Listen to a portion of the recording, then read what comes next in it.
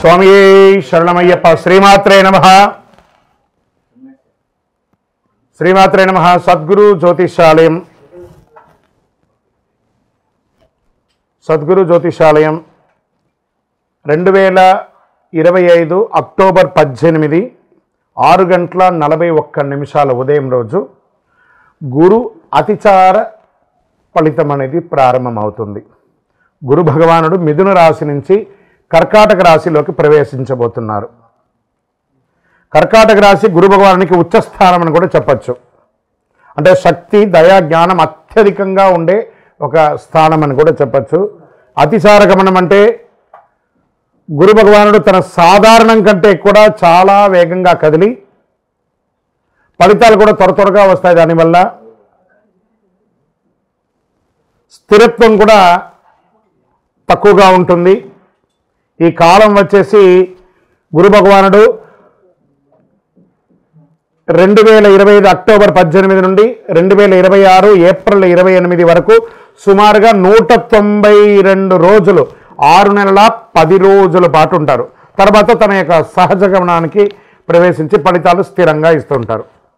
ఇందులో గురు అతిచార ఫలితంలో వృశ్చిక రాశి వారికి ఎలా ఉండబోతుందంటే ద నంబర్ 1 టాపెస్ట్ రాశి ఏదైనా ఉంది అని అంటే ఈ యొక్క గురు అతిచారంలో ఈ వృశ్చిక రాశి వారే. మీరు పట్టిందల్లా బంగారం అండి. ఏమంటే ఈ వృశ్చిక రాశి గురించి ఎప్పుడు ఏదో ఒకటి చెప్తూనే ఉంటారు, బాగుంటుంది బాగుండట్లేదు కదండి. ఇప్పుడు చూడండి ఎలా ఉండబోతుందో. అక్టోబర్ 18 6:29 నుండి మీ జీవితం మారబోతుంది. ఈ యొక్క 162 రోజులు మీరు ప్రయత్నం చేయాలండి. మీరు ఏది ప్రయత్నం చేస్తే అది వస్తుంది. వృశ్చిక రాశి వారికి ఇన్ని రోజులు ఉన్నటువంటి ఇబ్బంది అంతా తొలగి జీవితంలో ఇంతింతై వటుడింతై దానింతై నపోవీధికి పైనంతైనట్టుగా మిమ్మల్ని అసలు అక్కరే లేదు అనుకున్న వాళ్ళు మీరు ఉంటేనే అవుతుంది అనే స్థితికి మీరు ఎదుగుతారు. వృశ్చిక రాశి మిత్రులారా, ఆర్థికంగా మీకు ఉన్నటువంటి యొక్క ఉంటుంది చూసారా, మీ అప్పులన్నీ తొలగిపోతుంది. ప్రయత్నం చేయాలి. ఏదైనా ఒట్టిగా కూర్చుంటే కాదు.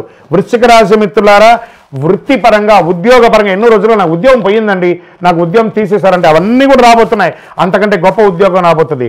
మీ యొక్క వ్యాపారాన్ని ఎక్స్పాన్షన్ ఆఫ్ యువర్ బిజినెస్ అని చెప్పచ్చు. అది వచ్చేసి ఫ్రాంచైజ్ మోడల్గా ఉండొచ్చు, బ్రాంచ్ మోడల్గా ఉండొచ్చు, విదేశీయ వాణిజ్యం కలిసి వస్తుంది, షేర్ మార్కెట్ స్పెక్యులేషన్ కలిసి వస్తుంది, వ్యవసాయదారులకు బాగుంటుంది. వృశ్చిక రాశిలో ఉన్న రాజకీయ నాయకులకి గొప్ప గొప్ప పదవులు రాబోతున్నాయి, లేదా మంచి సమాజంలో, క్షేత్రంలో అద్భుతమైనటువంటి పేరు ప్రఖ్యాతులు వస్తాయి.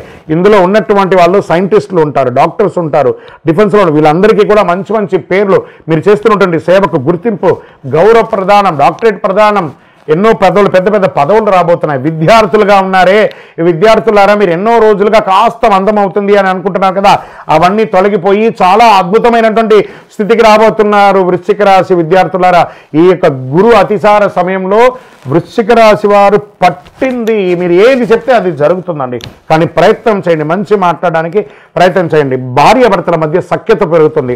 విడిపోయిన భార్యాభర్తలు కూడా కలిసే అవకాశాలు ఉన్నాయి. పెళ్లి కాని యొక్క స్త్రీ పురుషులు ఎవరైనా ఉంటే వాళ్ళకి అతి అద్భుతమైనటువంటి సంబంధాలు రాబోతున్నాయి.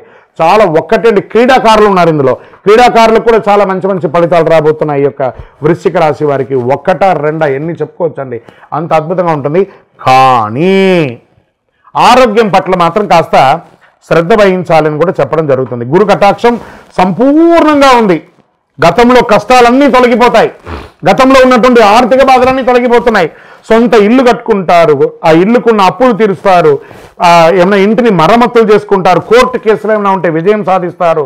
అన్ని రకాలుగా ఉంటుంది. కాస్త నోరు అదుపులో ఉండాలి, ఆరోగ్యం జాగ్రత్తగా ఉండాలి. ఇవి రెండు కూడా చూసుకోండి. గురు భగవాన్ని ప్రార్థన చేయండి. ఆ స్వామివారిని ప్రార్థన చేసుకుంటే అంత అద్భుతమైనటువంటి ఫలితాలను మీరు పొందబోతున్నారు. ఆ గురు భగవానుడు మీకు యోగాన్ని కలిగిస్తున్నాడు. గురు భగవానుడు ఎక్కడ ఉంటే అక్కడ అనుగ్రహమే. మీరందరూ కూడా చక్కగాను బృహస్పతి దేవాలయంలోకి వెళ్ళి 108 ప్రదక్షిణాలు చేయండి.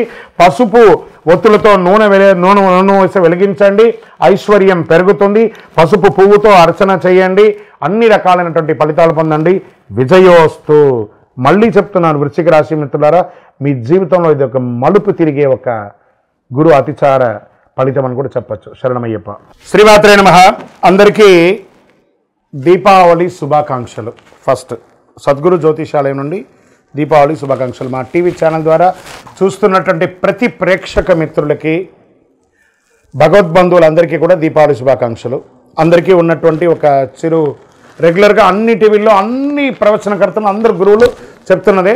కొంచెం మనం కూడా మన ఛానల్ ద్వారా కూడా కొంచెం తెలుసుకునేటట్టుగా బాగుంటుంది అనే ఒక చిరు ప్రయత్నంలో దీపావళి అంటే ఏంటి, దీపావళి రోజు ఏం చేయాలి, దీపావళి రోజు ఏ పూజ చేయాలి, ఈ దీపావళి ఎప్పుడు వచ్చింది, పటాకులు కాల్చొచ్చా కాల్చకూడదా, ఏ పూజ చేయాలి, ఇవన్నీ కూడా ఆలోచన ఉంటుంది. దీపావళి అంటే దీపపు ఒక వరసను దీపావళి అంటారు. నరకాసురుని యొక్క వధం అయిన తర్వాత, ఆ నరక చతుర్దశి అయిన తర్వాత వచ్చే రోజుని దీపావళి. ఆ నరకాసురుని సంహరించిన తర్వాత అమ్మవారు ఈ ప్రపంచం అంతా కూడా ఆనందపడింది. దాంతో దీపాలు వెలిగించి అందరూ కూడాను ఆనందాన్ని పొందినటువంటి దాన్ని దీపావళి అంటారు. ఆ రోజు నుంచి మొదలు పెడితే కార్తీక మాసం మొదలయ్యి చక్కగా కార్తీక మాసం ధనుర్మాసం అంతా కూడాను ప్రతి ఇంటిలోనూ గడప దగ్గర, తులసి కోట దగ్గర, అన్ని చోట ఉసిరి చెట్టు దగ్గర, రాగి చెట్టు దగ్గర అందరూ కూడా దీపాలు పెడుతూ ఉంటారు కదా. ఈ దీపాలు వరుసగా పెట్టేదాన్ని దీపావళి, దీప వరుసను దీపావళి అంటారు. ధన్తెరస్ అమ్మవారు లక్ష్మీవారు కొంతమంది ఈ దీపావళి రోజు చక్కగా లక్ష్మీ పూజలు చేస్తూ ఉంటారు, కొత్త వ్యాపారాలు ప్రారంభిస్తూ ఉంటారు. మరి దీపావళి రోజు ఏం చేయాలి గురుగారు అంటే తైల అభ్యంగన స్నానం చేయాలి అంటారు. పెద్దవాళ్ళు ఉంటారు కదా, ఇంట్లో పెద్దవాళ్ళు ఒక చోట కూర్చొని ఉంటారు. పిల్లలందరినీ కూడా అక్కడ కూర్చోబెట్టి వాళ్ళకి నువ్వుల నూనె రంగరించి పటాకులు ఇచ్చి కాల్చమని చెప్పి తర్వాత స్నానం చేసి వచ్చి కొత్త బట్టలు వేసుకొని ఇంట్లో పూజ, లక్ష్మీ పూజ చేయడం, దేవాలయాలకు వెళ్ళడం, పెద్దవాళ్ళందరూ కూడా చిన్నపిల్లలకి ఆశీస్సులు ఇస్తూ వాళ్ళకి గిఫ్ట్స్ అంతా కూడా ఇవ్వడము, ఇవన్నీ చేయడం ఒకటి. సాయంత్రం అవ్వగానే చక్కగా వారి పాఠ్య పుస్తకాలను ఒక 2 నిమిషాలు 5 నిమిషాలు చదవడం. ఎందుకంటే లక్ష్మీప్రదం అంటారు. ఆ రోజు పుస్తకం చదవడం లేదా ఒక శ్లోకం నేర్చుకోవడం, ఒక పూజ చేయడం అనేది లక్ష్మీప్రదం అంటారు. అంత అద్భుతమైనటువంటి రోజు. మరి ఆ రోజు ఇంట్లో ఏమేమి చేయాలంటే తెల్లవారు మాకు స్నానం చేసి ఇల్లంతా కూడా ఆడవాళ్ళంతా కూడా చక్కగా కడిగేసి దుడి చేసుకొని చక్కగా గడపకంతా కూడా పసుపు రాకి, మగవాళ్ళందరూ ఆకులు, మామిడి ఆకులు అన్నిటి కూడా కట్టి తోరణాలన్నీ కూడా కట్టేసి చక్కగా పైన మన ఇంటి పైన ఓంకార ధ్వజారోహణం చేసి అద్భుతమైనటువంటి ఒక హైందవ సంప్రదాయాన్ని విట్టిగా ప్రతి ఒక్కరికి శుభాకాంక్షలు తెలియడం. ఎందుకు ఈ శుభాకాంక్షలు చెప్తున్నారంటే మనం కొన్ని రోజులుగా కొంతమందికి మాట్లాడకుండా ఉంటాం చూస్తారా, ఒక్కసారి మీరు ఎప్పుడో ఫోన్ చేస్తారా అని ఎదురు చూస్తుంటారు. వాళ్ళతో ఒక్కసారి మాట్లాడండి, శుభాకాంక్ష తెలవగానే మళ్ళీ ఆ దీపకాంతి పెరిగినట్టు వాళ్ళ జీవితంలో, మీ జీవితంలో ఒక ఆనందాన్ని తెచ్చే ఒక అద్భుతమైనటువంటి రోజే మీకు దీపావళి రోజు. ఈ దీపావళి రోజు చాలామందికి ఒకటి ఉంది, గురుగారు పటాకులు కాల్చకూడదు, పొల్యూషన్ అంట కదండి, కాలుష్యం కదనండి. ఏమండి, పటాకులు కాలుస్తే కాలుష్యం ఏంటండి? మోటార్లు, ఇండస్ట్రీలు, ఫ్యాక్టరీలు, కార్లు, స్కూటర్లు, ఇన్ని పొల్యూషన్తో మనం పడుతున్నాం. ఆ ఒక్కరోజు పిల్లలు ఆనందంగా చేసుకునే ఆ పటాకులు కాల్చుకొని, ఇప్పుడు కాదు ఎప్పటి నుంచో ఎన్నో కాలం నుంచి చేస్తున్నారు కదా, ఇది ఆ ఒక్కరోజు ఉంటుందేమో పొల్యూషన్ అయితే అయింది, కానీ ఆనందం అయితే పోతుంది కదా. దీపావళి చేసుకునేవారు అనడం కంటే కూడా దీపావళి మేము చేసుకున్నామని చెప్పడం ఎంత గొప్పగా ఉంటుంది.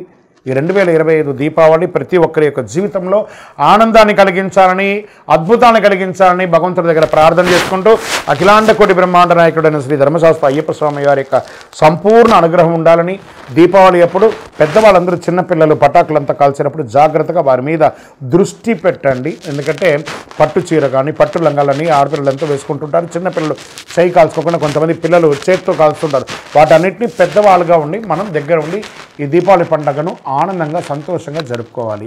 విజయోస్తు. శరణమయ్యప్ప స్వామి, శరణమయ్యప్ప. అఖిలాండ కోటి బ్రహ్మాండ నాయకునే శరణమయ్యప్ప. కార్తీక మాసం వచ్చేసింది, మార్గశిర మాసం వచ్చేసింది. అయ్యప్ప స్వామి ఉభయ తెలుగు రాష్ట్రాలే కాకుండా దేశ విదేశాల్లో ఎక్కడ చూసినా అయ్యప్ప స్వామి వారి యొక్క పూజలు, దీక్షలు, శబరి యాత్రలు అన్ని రకాలైనటువంటి మొదలైంది. మన యొక్క ఛానల్ ద్వారా ఇంక కొంచెం రీచ్ అవ్వాలని, చాలామంది మాల వేసుకున్న వాళ్ళకి ఎన్నో ధర్మ సందేహాలు ఉన్నాయి. వాళ్ళ యొక్క దీక్ష ఎలా చేయాలి, అయ్యప్ప స్వామి అంటే ఏంటి, ఈ దీక్షలో ఏమేమి చేయాలి, పూజ అంటే ఏంటి, యాత్ర అంటే ఏంటి, మంత్రాలు అంటే ఏంటి, ఈ యొక్క గురుస్వామి అంటే ఎవరు, అయ్యప్ప స్వామి అంటే ఎవరు, ఈ దీక్ష అంతా ఏంటి, ఎలా చేయాలి, ఎప్పుడు చేయాలి, ఎందుకు చేయాలి, ఈ యొక్క దీక్షలో వచ్చినటువంటి మార్పు నిత్య జీవితంలో ఏమైనా ఉందా, లేదా దీక్షలో స్త్రీల యొక్క ప్రాముఖ్యత ఏమైనా ఉన్నాయని వీటన్నిటినీ చాలా ప్రశ్నలతో ఉన్నటువంటి వారికి అందరికీ కూడా ఇది ఒక మంచి ప్లాట్ఫామ్. ప్రతి ఒక్కళ్ళు దీన్ని చూడండి. చూసిన వాళ్ళు మీకు నచ్చిందంటే మీ మిత్రులకి, మీ స్నేహితులకి షేర్ చేయండి. ఇది ఆధ్యాత్మికమైనటువంటిది కదా. మన ఛానల్ పక్కనే గంట గుర్తుంది కదా, దానిలో ఒక గంట కొట్టేసాను గట్టిగా. అన్నీ కూడా మీకు వచ్చేస్తుంది. మన ఛానల్ని సబ్స్క్రైబ్ చేసుకోండి. శరణమయ్యప్ప. అయ్యప్ప దీక్షలో ఉన్న వాళ్ళు రోజుకి ఎన్నిసారి భోజనం చేయాలి? ఏకభుక్తం, ఒకటేసారి భోజనం చేయాలని చెప్పారు. దొరికింది కదా అని చెప్పి ప్లాట్ఫామ్ వెంబడి రోడ్ల మీద నిలబడుకొని తినడాలు, ఎక్కడ పడితే అక్కడ తినడాలు, ఉదయం ఒక టిఫను, మధ్యాహ్నం భోజనం, రాత్రి భోజనము, మళ్ళీ దీక్షలో ఆయిల్ ఫుడ్స్ అన్నీ తిని ఉపయోగం లేదు. మరి దీక్ష తీసుకుని లాభమైంది.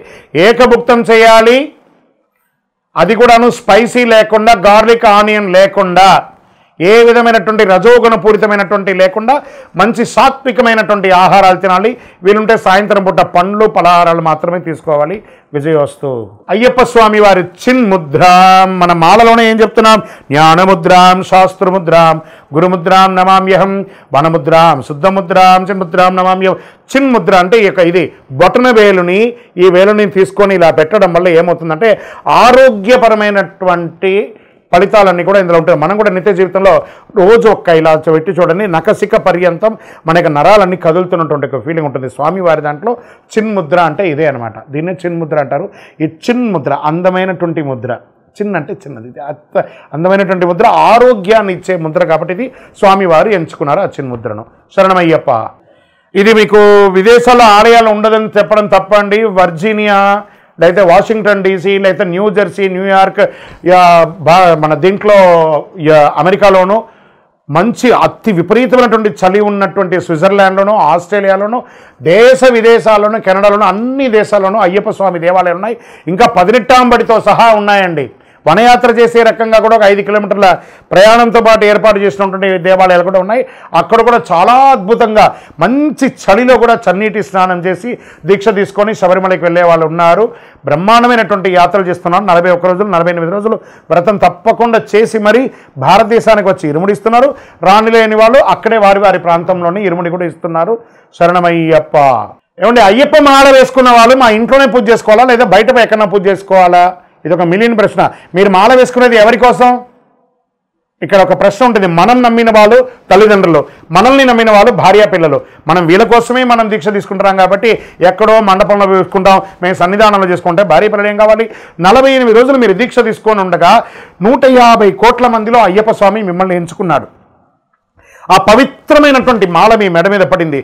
మీకు సేవ చేసుకునే భాగ్యాన్ని మీ తల్లిదండ్రులకి, మీ భార్య పిల్లలకి మీరే కదా ఇవ్వాలి. కాబట్టి ఇంట్లోనే పూజ చేసుకోవాలి. మాకు వసతులు తక్కువ ఉన్నాయండి. అబద్ధం అండి. ఈరోజు ప్రతి ఒక్కరి ఇంట్లోనూ ఎక్స్ట్రా రూమ్ ఉన్నాయి. ఆ సపరేట్గా రూమ్లో పెట్టుకొని చక్కగా పూజ చేసుకోవచ్చు.